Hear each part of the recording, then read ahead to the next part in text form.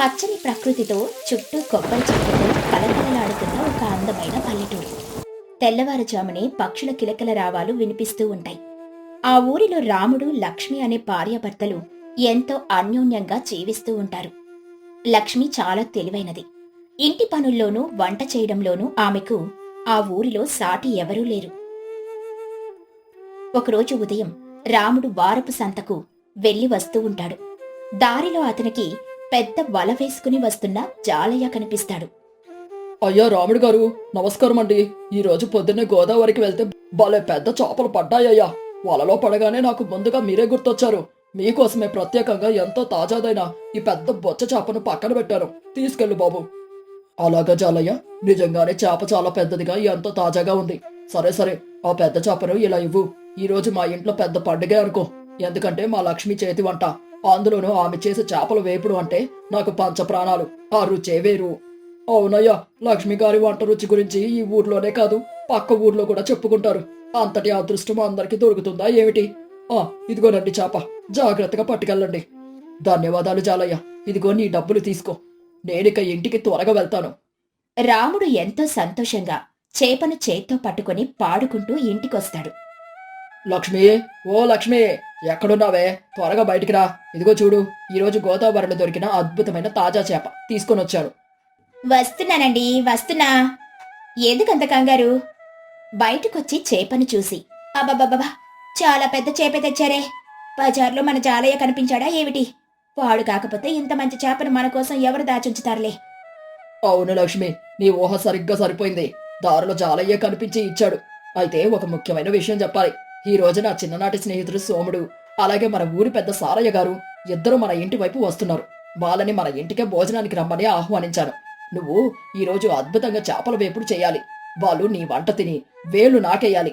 ఇక మన ఇంటి వంటను మెచ్చుకోవాలి. సరేనా? అదేం భాగ్యమండి. మీరు పెద్దవాళ్ళని, మీ స్నేహితుణ్ణి ఇంటికి పిలిస్తే నేను కాదంటానా? మీరు అస్సలు కంగారు పడకండి. నిశ్చింతంగా వెళ్ళి వాళ్ళని తీసుకురండి.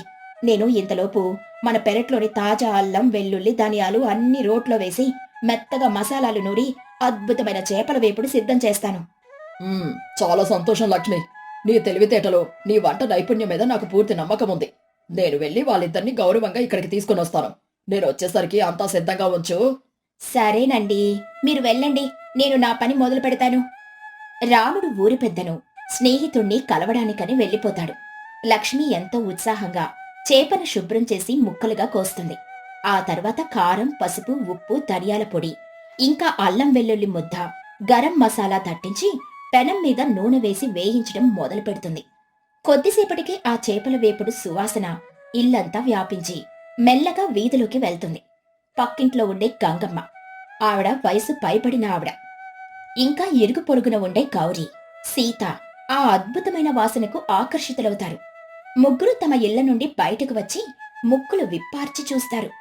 గంగమ్మ, అమ్మో, ఏమిటి ఆ వాసన? ముక్కు పుటాలు అదిరిపోతున్నాయి. నా ముసలి ముక్కుకు కూడా ఈ వాసన స్పష్టంగా తెలుస్తోంది. రాముడి పెళ్ళం లక్ష్మి ఇంట్లో ఏదో పెద్ద అద్భుతమైన వంట జరుగుతున్నట్టుంది కదా. అవును గంగమ్మత్త, నాకైతే ఈ వాసన చూస్తుంటేనే నోట్లో నీళ్లు ఊరిపోతున్నాయి. అసలే ఉదయం నుండి చద్దన్నం తిన్నాను, ఏమీ సరిగ్గా తినలేదు. ఆ చేపల వేపుడు వాసన చూస్తుంటే నా కడుపులో ఎలుకలు కాదత్తా, ఏనుగులే పరిగెడుతున్నాయి. నిజమేనే గౌరీ, మన ఊర్లో లక్ష్మి వంట చేస్తే ఊరంతా గుమగుమలాడాల్సిందే. ఆ పిల్లకు చేతి వంటలో ఏదో మాయ ఉంది. కాని అంత బాగా చేసుకుంటుంది సరే, మనకు ఒక ముక్కైనా పెడుతుందా ఏమిటి? ఆవిడంతా తన మొగుడి కోసం, వచ్చే అతిథుల కోసం చేసుకుంటుంది కాని మన ముఖాన పడేస్తుందా? పెట్టకపోతే మనం అలా చూస్తూ ఊరుకుంటావా ఏమిటి? నా వయసు అనుభవంతో చెబుతున్నాను వినండి. ఇంత మంచి వాసన వస్తుంటే తినకుండా ఉండటం పాపం. పదండి, ఆ లక్ష్మి ఇంటి గోడ చాటున నక్కి చూద్దాం. లోపల ఏం జరుగుతుందో చూసి సమయం దొరికితే ఏదైనా చిన్న ఉపాయం ఆలోచించి ఆ చేప ముక్కలను రుచి చూద్దాం. అవునత్తా, నువ్వు చెప్పింది నిజమే.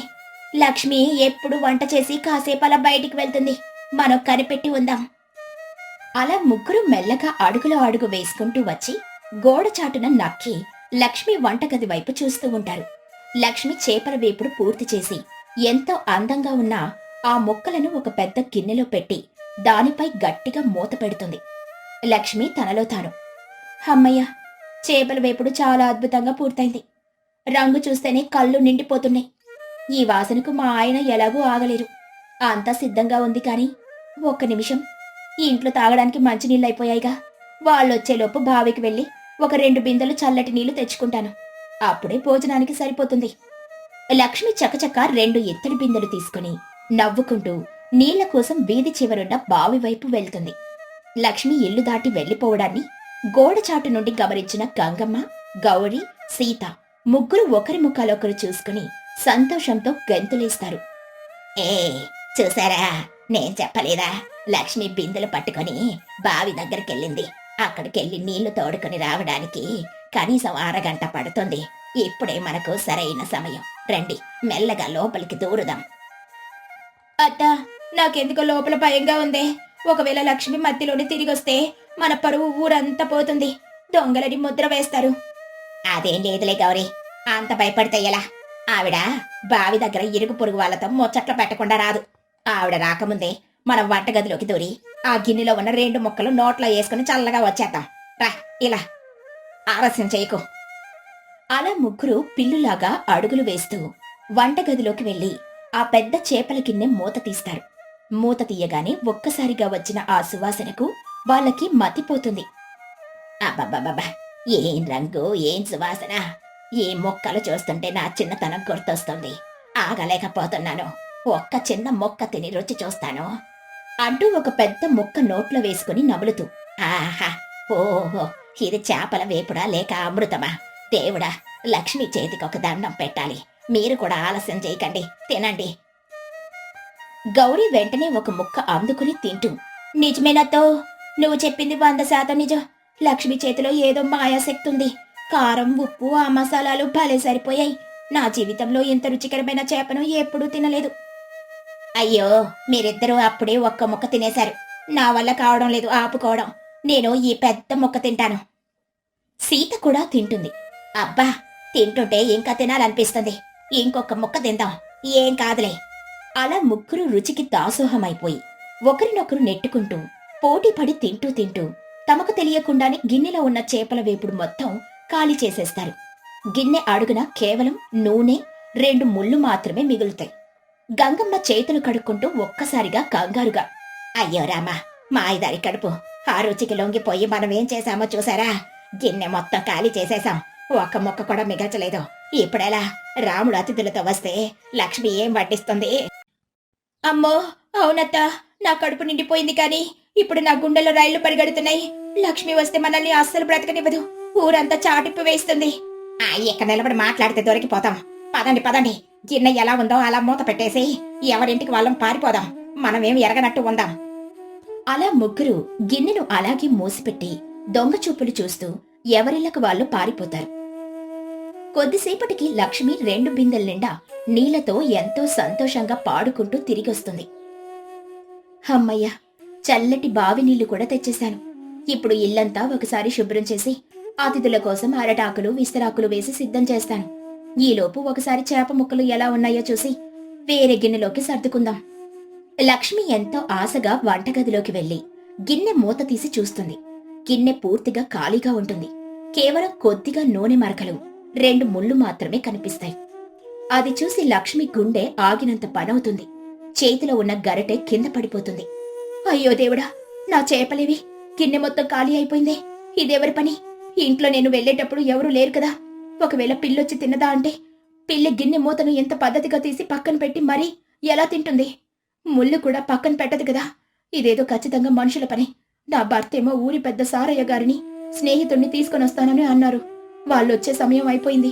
ఇప్పుడు ఇంట్లో చేపల వేపుడు లేదని తెలిస్తే ఆయనకి ఎంత కోపం వస్తుందో. అతిథుల ముందు నా భర్త పరువు, నా తెలివితేటల పరువు మొత్తం గంగలో కలిసిపోతుంది. ఇప్పుడెలా? నేనెలా ఈ పెద్ద సమస్య నుండి బయటపడాలి? లక్ష్మి కన్నీళ్లు తుడుచుకుని కంగారు పడకుండా తన బుద్ధికి పదును పెడుతుంది. ఆమె గబగబా ఇంటి బయటకొచ్చి చుట్టుపక్కల నిశితంగా గమనిస్తుంది. పక్కింటి అరుగుల మీద గంగమ్మ, గౌరీ, సీత ముగ్గురు కూర్చొని ఏమీ ఎరగనట్లు మాట్లాడుకుంటూ ఉంటారు. కాని వాళ్ల ముఖాల్లో స్పష్టమైన భయం, కంగారు. అలాగే వాళ్ల పెదవుల మీద, చేతుల మీద ఉన్న నూనె మరకలను లక్ష్మి తన చురుకైన కళ్ళతో గమనిస్తుంది. లక్ష్మి తనలో తాను చమత్కారంగా నవ్వుకుంటూ, ఓహో, ఇదా సంగతి! ఈ గంగమ్మత్త, గౌరీ, సీత ముగ్గురు కలిసే నేను బావికి వెళ్లిన సమయం చూసి నా వంటగది మీద దాడి చేశారు. మొత్తం తిని ఏమీ తెలియనట్టు ఎలా కూర్చున్నారో చూడు. వీళ్ళని నేరుగా వెళ్లి నా చేపలు మీరే తిన్నారా అని అడిగితే ముగ్గురు కలిసి మేం తినలేదు, మాకేం తెలీదు అని అబద్ధాలు చెబుతారు. పైగా ఎదురు గొడవ చేస్తారు. వీళ్ళని నా దారికి తెచ్చుకోవాలంటే, వీళ్ళు చేసిన తప్పును వీళ్ళ నోటితోనే ఒప్పించాలంటే నేనొక తెలివైన నాటకం ఆడాలి. నా బుద్ధి బలాన్ని ఉపయోగించాలి. లక్ష్మి ముఖంలో ఉన్న కంగారు, భయం అన్నీ మాయమైపోతాయి. ఆమె ముఖంలో ఒక వినూత్నమైన చిరునవ్వు కనిపిస్తుంది. ఆమె నేరుగా తన ఇంటి అరుగు మీదకు వచ్చి గట్టిగా తల బాదుకుంటూ ఎంతో ఘోరంగా ఏడుస్తున్నట్లు నటిస్తూ నాటకం మొదలు పెడుతుంది. లక్ష్మి గట్టిగా ఊరంతా వినపడేలా వగరుస్తూ ఏడుస్తూ, అయ్యో దేవుడా, ఎంత ఘోరం జరిగిపోయిందయ్యా! నా ఇల్లు గుళ్ళైపోయిందే! ఎవరయ్యా ఆ భాగ్యులు? నా వంటగదిలో దూరి ఆ చేపల వేపుడు తిన్నదెవరు? వాళ్ళ ప్రాణాలు గాల్లో కలిసిపోతాయే! ఎంత పాపం జరిగిపోయింది దేవుడా! లక్ష్మి అరుపులు, వింత ఏడుపులు వినపడేసరికి గంగమ్మ, గౌరీ, సీత ముగ్గురు ఒక్కసారిగా ఉలిక్కి పడతారు. వాళ్ళ గుండెల్లో భయం రెట్టింపవుతుంది. ఒకరినొకరు తోసుకుంటూ మెల్లగా లక్ష్మి ఇంటి దగ్గరకు వస్తారు. గంగమ్మ భయాన్ని నటిస్తూ, ఏమిటి లక్ష్మి, ఎందుకలా గుండెలు బాదుకుంటూ ఏడుస్తున్నావు? ఏమైంది నీకు? ఎవరైనా దొంగలు పడ్డారా ఏమిటి? అవునే లక్ష్మి, నీ అరుపులు వీధి చివరి వరకు వినిపించి కంగారుగా వచ్చాము. ఎవరైనా నిన్న ఏమైనా అన్నారా? అంతా బాగానే ఉంది కదా? నన్నెవరంటారే గౌరీ? నేనేమన్నా తప్పు చేశారా ఏమిటి? నా ప్రాణానికి ప్రాణమైన నా భర్త కోసం, ఊరి పెద్ద కోసం ఎంతో కష్టపడి చేసిన వంటను ఎవరో దొంగలించి తినేశారు. నా వంట పోయిందని బాధ లేదు కానీ. సీత కంగారును దాచుకుంటూ, అంటే ఆ వంట పోతే మళ్ళీ వండుకోవచ్చు కదా లక్ష్మి, దానికి అంతలా తల బాదుకుంటూ ఏడవాలా ఏమిటి? ఊరికే కంగారు పడకు. అయ్యో సీతక్క, మీరు అసలు విషయం తెలియక మాట్లాడుతున్నారు. నేనైతే మళ్ళీ చేపలు తెచ్చి వండుకుంటాను, నాకేం కష్టం కాదు. కానీ నా వంటగదిలోకి దూరి ఆ చేపల వేపుడు తిన్న అభాగ్యుల పరిస్థితి తలుచుకుంటేనే నా కడుపు తరుక్కుపోతుంది. వాళ్ళు ఈ రోజు రాత్రి చూడడం కష్టం. లక్ష్మి మాటలు వినేసరికి ముగ్గురికి ఒక్కసారిగా భయంతో ఒంటి నిండా చెమటలు పడతాయి. ఒకరి ముఖాలు ఒకరు చూసుకుంటూ ఆందోళనగా అడుగులు ముందుకు వేస్తారు. గంగమ్మ కంగారుగా, ఏమిటి లక్ష్మి నువ్వనేది? కేవలం చేపల వేపుడు తింటే ఏడవడం ఏమిటి? పోతే పోయేలే, మళ్ళీ వండుకోవచ్చు కదా. పిచ్చి పిచ్చి మాటలు మాట్లాడి మమ్మల్ని కంగారు పెట్టక తల్లి. అయ్యో గంగమ్మాత, నేను అబద్ధం ఎందుకు చెబుతాను? ఆ చేపల కోసం మా ఆయన ఊరి పెద్ద సారయ్య గారి దగ్గరకు వెళ్లారు. సారయ్య గారు మా ఆయనకు ఒక ప్రత్యేకమైన ఆయుర్వేద చూర్ణం ఇచ్చారు. దాని పేరు నిజాలు కక్కించే చూర్ణమట. ఊర్లో ఈ మధ్య దొంగతనాలు, చాడీలు ఎక్కువైపోయాయి కదా. ఆ దొంగలను పట్టుకోవడానికి సారయ్య గారు వేసిన పథకమిది. ఆ చూర్ణం వేసి వండిన చేపను కేవలం నా భర్త మాత్రమే తినాలి. దొంగలెవరైనా పొరపాటున ఆ ముక్క తిన్నారో ఇక వాళ్ళ పని అంతే.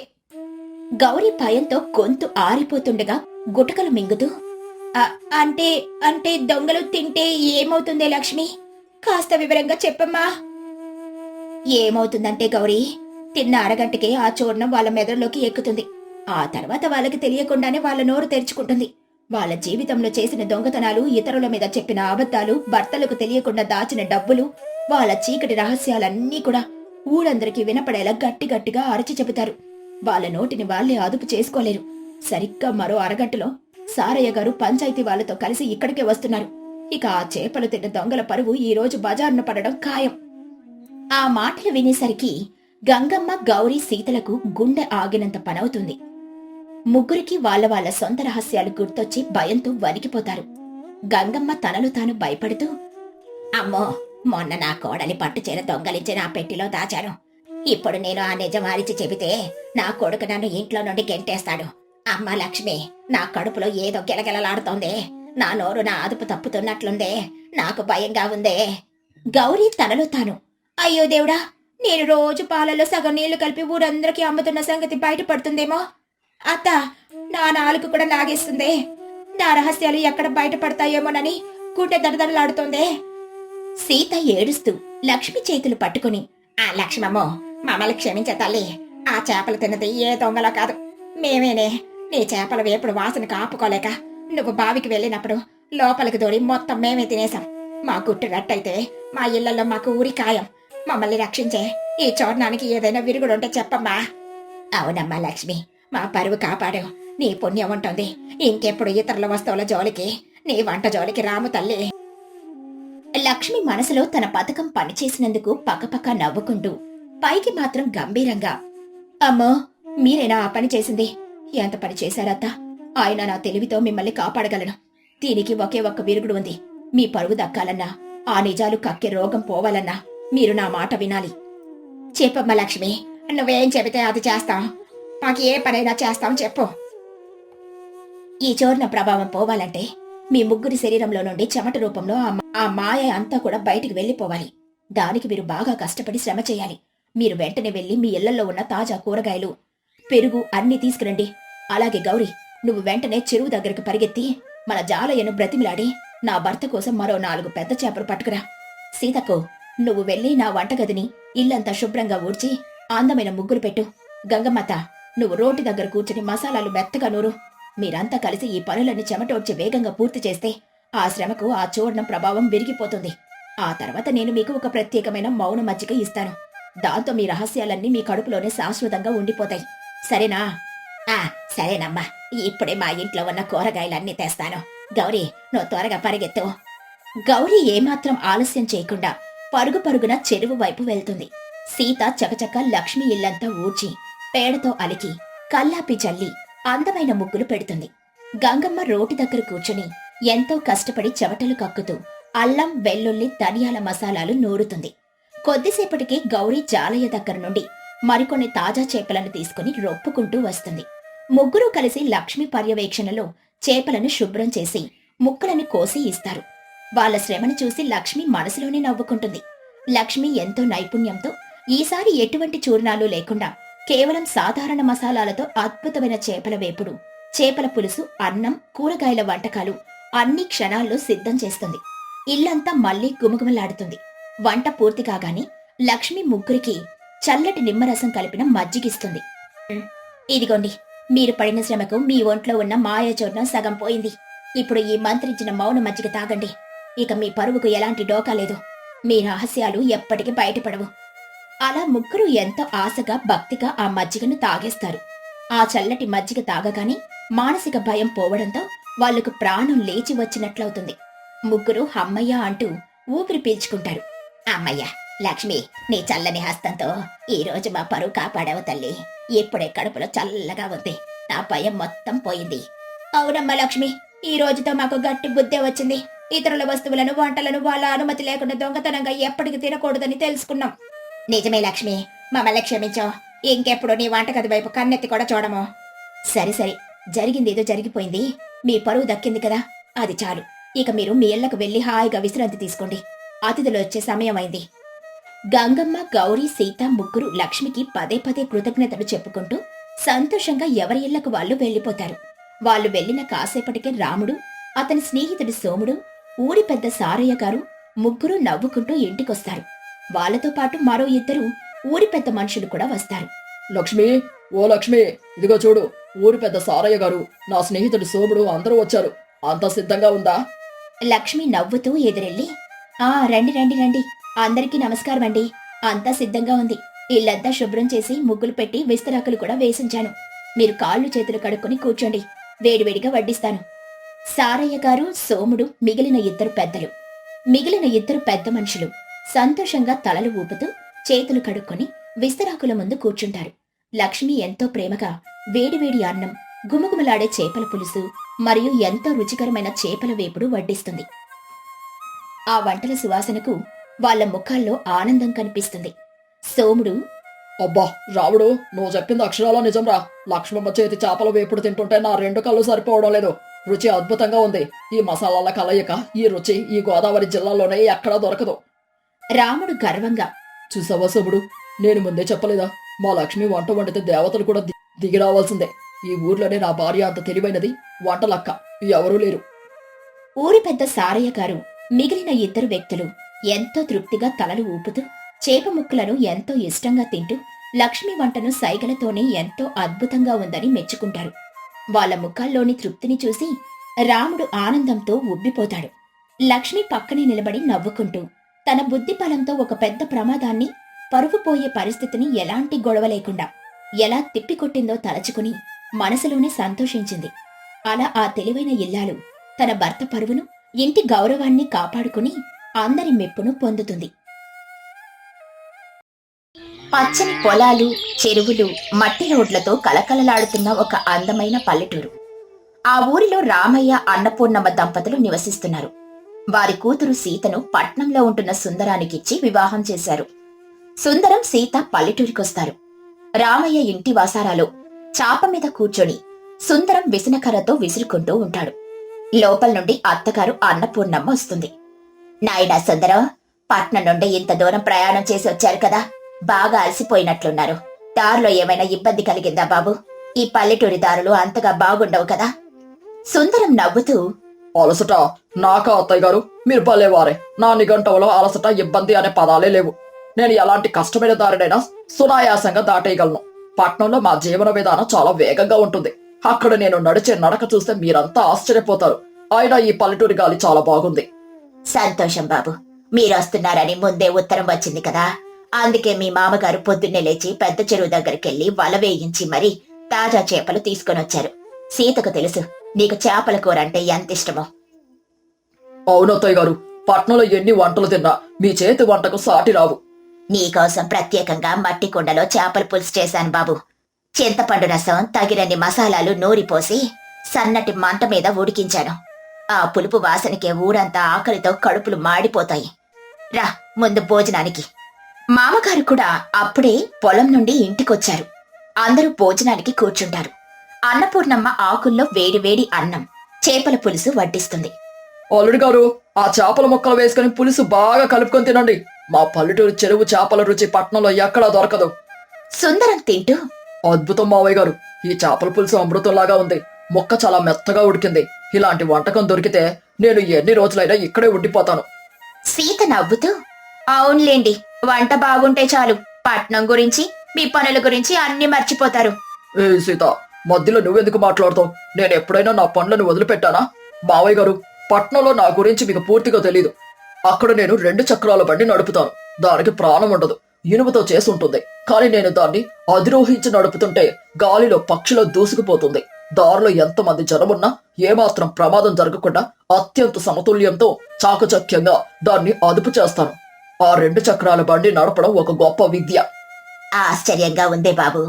ప్రాణం లేని బండిని, అందులోనూ 2 చక్రాలే ఉన్న బండిని కింద పడకుండా నడపడం అంటే నిజంగా గొప్ప విషయమే. మాకైతే ఆ మాటలు వింటుంటేనే ఆందోళనగా ఉంది. ఆందోళన దేనికి అత్తయ్య గారు? మీ అల్లుడు వీరుడు ప్రాణం లేని ఆ ఇనుపు బండినే నేను అంత సునాయాసంగా నడిపినప్పుడు ప్రాణమున్న జంతువులను నడపడం నాకొక లెక్క చెప్పండి. మా తాతల కాలంలో వాళ్ళు గుర్రప స్వారీ చేసేవారట. ఆ రక్తం నాలో ఇంకా ఉందత్తయ్యా. ఎలాంటి మొరటి గుర్రాన్నైనా, మొండి ఎద్దునైనా సరే నా చేతికి పగ్గాలిస్తే చాలు, నా కనుసనల్లో మెదలాల్సిందే. పట్నంలో అలాంటివి నడపడానికి అవకాశం లేదు గాని ఉండుంటే నేనే గొప్ప నైపుణ్యం గలవాడిని అనిపించుకునేవాడిని. ఏమండి, కొంచెం మెల్లగా మాట్లాడండి. మీరు పట్నంలో ఆ 2 చక్రాల బండి మీద నేర్చుకునేటప్పుడు ఎన్నిసార్లు కింద పడ్డారు, ఎన్నిసార్లు మోకాలు గీసుకుపోయాయో నాకు తెలీదా ఏమిటి? ఇక్కడ మా నాన్నగారి ముందు ఎందుకు లేనిపోని గొప్పలు చెబుతారు? అబ్బా, నువ్వు ఊరుకోవే సీత. అది నేర్చుకునేటప్పుడు జరిగిన చిన్న చిన్న పొరపాట్లు. ఇప్పుడు నేను అందులో ఉద్దండుని పగ్గాలు పట్టుకోవడం అనేది నాకు వెన్నతో పెట్టిన విద్య. రామయ్య నవ్వుతూ, సంతోషం అల్లుడు గారు. మగాడన్నాక మాత్రం గుండె నిబ్బరం, నైపుణ్యం ఉండాలి. సరే, భోజనం పూర్తి చేయండి. రేపు మన ఊరి గుడిలో పెద్ద ఉత్సవం ఉంది. మన ఊరి వాళ్ళు కూడా వస్తారు. మన ఉదయాన్నే మనం ఎద్దుల బండిని కట్టుకుని గుడికి వెళ్దాం. ఎద్దుల బండి మీదనా? భలే మావయ్య గారు. అయితే రేపు ఆ బండిని నేనే తోలుతాను. నా నైపుణ్యం ఏమిటో మీకు రేపు చూపిస్తాను. వద్దండి, మనకెందుకా పని? నాన్నగారు చాలా కాలంగా ఆ బండిని తోలుతున్నారు. ఆయనకి ఆ ఎద్దుల అలవాట్లు తెలుసు. మనం దర్జాగా వెనక కూర్చొని వెళ్దాం. నువ్వు నోరు మూసుకోవే సీత. భర్త నాకు కొంచెం గౌరవం ఇవ్వు. రేపు నా ప్రతాపం చూద్దువు గాని. మావయ్య గారు, రేపు పగ్గాలు నా చేతికివ్వాలి, అంతే. అలాగేనయ్యా, నీ ఉత్సాహాన్ని నేను కాదనను. రేపు మీరే తోలుదురు గాని. కాకపోతే మన ఎద్దులు రాము, సోము కొంచెం సాధువైనవే కాని వాటికంటూ ఒక పద్ధతి ఉంటుంది. పల్లెటూరి మనుషుల చేత కాయింపులే వాటికి తెలుసు. కొత్త వాళ్ళు పట్టుకుంటే అవి కొద్దిగా బెదురుతాయి. అదంతా నేను చూసుకుంటానులేండి. మీరు నిశ్చింతంగా ఉండండి. మరుసటి రోజు ఉదయం సూర్యుడు ప్రకాశవంతంగా వెలుగుతున్నాడు. సుందరం పట్నం నుండి తెచ్చుకున్న తెల్లటి పంచ, మెరిసిపోయే తెల్లటి లాల్చి ధరించి దర్జాగా బయటకొస్తాడు. జుట్టును నూనె రాసుకుని అద్దంలా దూకున్నాడు. అబ్బా, మా అల్లుడి గారు ఏకంగా రాజుగారిలా ఉన్నారే. తెల్లటి బట్టల్లో ఎంతో అందంగా వెలిగిపోతున్నారు. అంతా మీ అభిమానం అత్తయ్య గారు. ఇవన్నీ పట్నంలో కుట్టించిన బట్టలు. సరే, బండి సిద్ధంగా ఉందా? నేను పగ్గాలు పట్టుకోవడానికి చాలా ఉత్సాహంగా ఉన్నాను. ఇదిగో నాయన, బండి సిద్ధం. రాము సోములను కట్టేశాను. బండిలో మెత్తటి పరుపు వేశాను. సీత, అన్నపూర్ణమ్మ అందులో కూర్చుంటారు. మీరు ముందు కూర్చోండి. సుందరం ఎంతో గర్వంగా బండి ముందు భాగంలో కూర్చొని చేతిలోకి పగ్గాలు తీసుకుంటాడు. రామయ్య అతని పక్కనే కూర్చుంటాడు. సీత, అన్నపూర్ణమ్మ వెనక కూర్చుంటారు. సరే మావయ్య గారు, మీరు గట్టిగా పట్టుకొని కూర్చోండి. నేను బండిని గాలిలో తేలిపోయేలా నడుపుతాను. ఎద్దులను చూస్తూ గట్టిగా అరుస్తాడు. పదండి, ముందుకు పదండి, వేగంగా నడవండి. ఎద్దులు సుందరం మాటలకు ఏమాత్రం కదలవు. అవి అటూ ఇటూ చూస్తూ నిలబడతాయి. పల్లెటూరి అలవాటు ప్రకారం హర్తర్ లాంటి శబ్దాలు చేస్తేనే అవి కదులుతాయి. ఆ విషయం సుందరానికి తెలియదు. ఏంటి మావయ్య గారు, ఇవి చెవిటి ఎద్దులా? నేను ఇంత గట్టిగా అరుస్తున్న కదలవేంటి? పట్నంలో అయితే నేను కాలు అలా పెడితే చాలు, బండి పరిగెడుతుంది. రామయ్య చిరునవ్వుతో, అల్లుడు గారు, అవి యంత్రాలు కాదు నాయన, మోగజీవాలు. వాటికి మీరు చెప్పే ముందుకు పదండి అనే మాటలు అర్థం కావు. వాటి భాష వేరు. పగ్గాలను కొద్దిగా అదిలించి గొంతుతో ప్రత్యేకమైన శబ్దం చేయాలి. నేను చూపిస్తాను చూడండి. హుర్ర్ తుర్ర్ తుర్ర్ తుర్ర్ అని రామయ్య పగ్గాలను కొద్దిగా కదిలిస్తాడు. వెంటనే ఎద్దులు మెల్లగా నడవడం ప్రారంభిస్తాయి. ఓహో, అదా విషయం. ఇదంతసేపు నాకు అర్థమైపోయింది. ఇక ఇప్పటి నుండి నా సామర్థ్యం చూడండి. పగ్గాలు నా చేతికివ్వండి. సుందరం పగ్గాలు తీసుకుని 2 చక్రాల బండిని నడిపినట్లుగా వాటిని గట్టిగా లాగుతూ ఉంటాడు. ఎద్దులకు ఆ స్పర్శ కొత్తగా, కంగారుగా అనిపిస్తుంది. అవి అదుపు తప్పి కొద్దిగా పక్కకు నడవడం మొదలు పెడతాయి. ఏవండి, నాకెందుకో భయంగా ఉంది. ఎద్దులు పక్కకు వెళ్తున్నాయి. దారి తిన్నగా లేదు. పగ్గాలు నాన్నగారికి చెయ్యండి. నువ్వు భయపడికే సీత. నా చేతిలో ఉన్నప్పుడు ఇవి ఎక్కడికి పోతాయి? బహుశా వీటికి నేను చెప్పేది సరిగ్గా వినపడడం లేదేమో. గట్టిగా అరుస్తూ పగ్గాలను గట్టిగా లాగుతాడు. ఏయ్, ఆగండి, కుడివైపుకు వెళ్ళండి, నా ఆజ్ఞ వినండి. ఆ దారి పక్కన ఒక పెద్ద మర్రి చెట్టుంది. దాని కింద ఒక పెద్ద బురదగుంటుంది. ముందు రోజు వర్షం పడడం వల్ల అందులో నీరు చేరి బురదగా మారింది. ఎద్దులకు ఎండవేడికి ఆ బురద నీటిని చూడగానే అందులోకి వెళ్లి చల్లపడాలని అనిపించింది. అల్లుడు గారు, పగ్గాలు కొంచెం వదలండి. మీరు గట్టిగా లాగుతుంటే అవి బెదురుతున్నాయి. దారి పక్కన బురదగుంటుంది. అటువైపు వెళ్తున్నాయి చూడండి.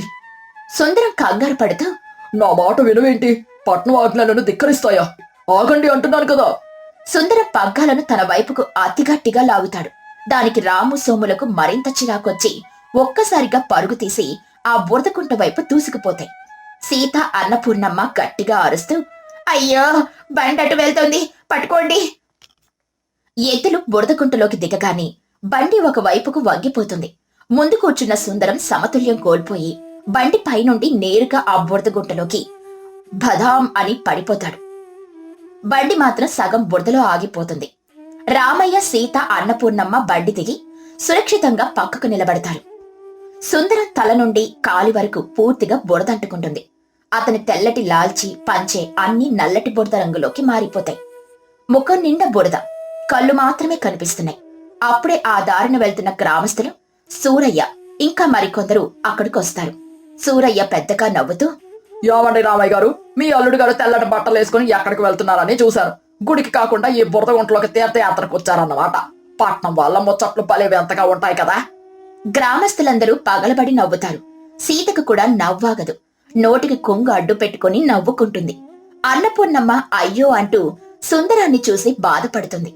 రామయ్య నవ్వాపుకుంటూ, ఏం లేదు సూరయ్య గారు, మా అల్లుడి గారికి పట్నంలో వాహనాలు నడపడం బాగా వచ్చు. కానీ మన పల్లెటూరి ఎద్దులకు ఆ పట్నం చదువులు అర్థం కావు కదా.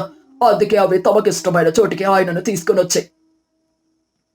సుందరం అతి కష్టం మీద బురదలో నుండి పైకి లేస్తాడు. అతనికేం మాట్లాడాలో పాలుపోదు. సిగ్గుతో తలదించుకుంటాడు. అల్లుడు గారు, మీకు దెబ్బలేమి తగలలేదు కదా. రండి, ఇలా బయటికి రండి. ఈ ఎద్దులకు కోపం వస్తే బుజ్జగించాలి, కానీ పగ్గాలు పట్టి గట్టిగా లాక్కూడదు. వాటికి ఏది ఇష్టమో దాన్ని బట్టి మనం ప్రవర్తించాలి. సుందరం బురద కారుతూ బయటికొస్తాడు. మావయ్య గారు, నన్ను క్షమించండి. నేను పట్నంలో నడిపే బండికి ప్రాణం లేదు. అది నా ఇష్టం వచ్చినట్లు వింటుంది. కానీ ఈ జంతువులకు కూడా మనసు, ఇష్టాలు ఉంటాయని నాకు ఇప్పుడు అర్థమైంది. నాకు ఏమీ రాకపోయినా అన్నీ తెలిసినట్టు మీ దగ్గర గొప్పలపోయాను.